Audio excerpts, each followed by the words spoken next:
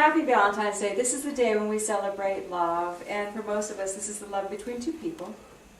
And in our world, we know this is a magical thing, two human beings coming together and having that spark ignite. Because we all have love in our lives, don't we? We love family, we love our environment, we're surrounded with energy that we love. But when we come to the point in our life when we're seeking to reach out to another person, to mate or to partner, we're always quite shocked, aren't we? Like, where did you come from? How did you find me?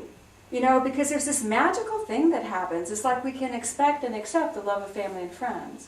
But when there's that energy of someone seeking you, there's this magic to it, isn't there? Yes. Okay. Yeah. So really, all the single ladies. all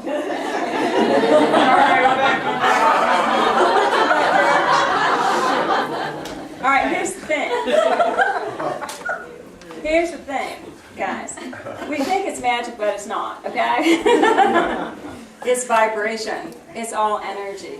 I heard one teacher say a long, long time ago, when you are ready, if your mate, if your perfect mate is on the other side of the world in China, they will hear the call. And they will make their way across the globe to find you. When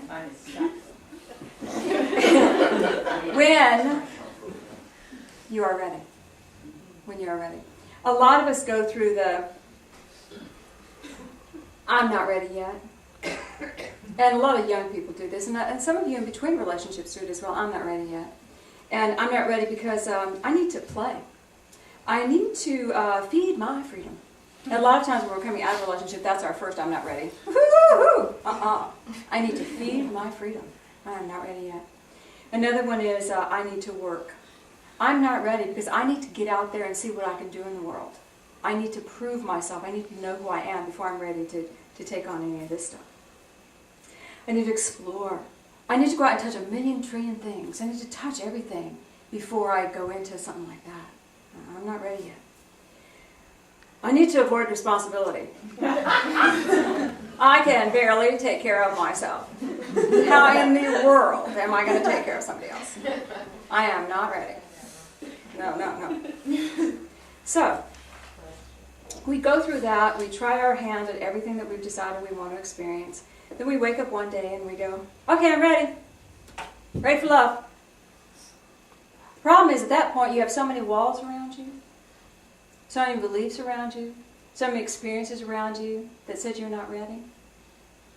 Now you get to unhook. Now you get to walk through your own shell of not being ready for love. We actually have been choosing life as a single person or as a person out of relationship and on our own terms. It's very difficult to move from that space to I'm ready now because we've been living on our own terms. Now we get to deal with our own terms and we have to change our own terms. In the Aquarian, everybody breathe that in. Even you married people in relationship need to be paying attention and taking notes. Okay.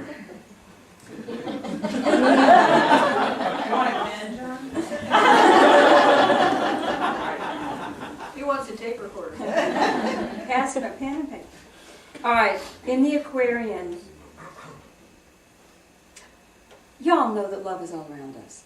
We are beings of love. We live in a sea of love. Love is all around us. And in the Aquarian chapter 109 it says, in the judgment day when all the books are opened up, every man will be judged not by what they've said or done, but by the ways in which they use the thoughts of God and how the ethers of eternal love were made to serve.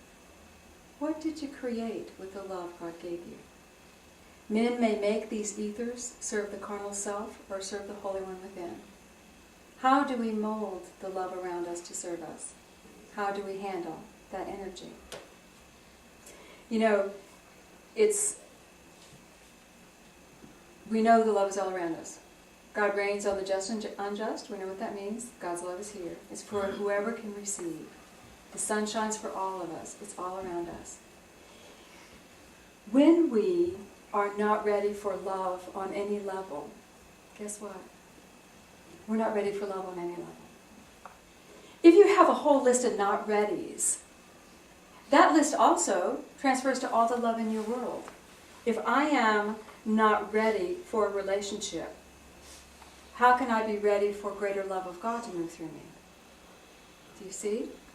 If I'm not ready for a relationship, I'm not ready for love, that affects my relationship with God. Because God is love. Do you see? If I'm not ready for responsibility, so I don't want responsibility. How does that affect the way God moves through me? What greater energy can come through me with my partner? Because I don't want that responsibility. Are y'all following me? Are the tumblers clicking here? Oh, yeah. Am I getting it? Okay. How about I'm not ready for success or ownership? I don't want to own somebody. When I first met Patrick many years ago, I'd been going to school, and I took him with me to school one day, and he introduced him to my peers. I was a joyful, young, sweet thing. And I said, this is my Patrick. And immediately, a couple of them looked at me and went, what, you own him? Oh my God, very sad. I was celebrating him. I was celebrating that he and I found each other. I wasn't owning him. But we're so afraid of this. We're so afraid of owning people and claiming people. You don't remember that, do you? Do you remember it?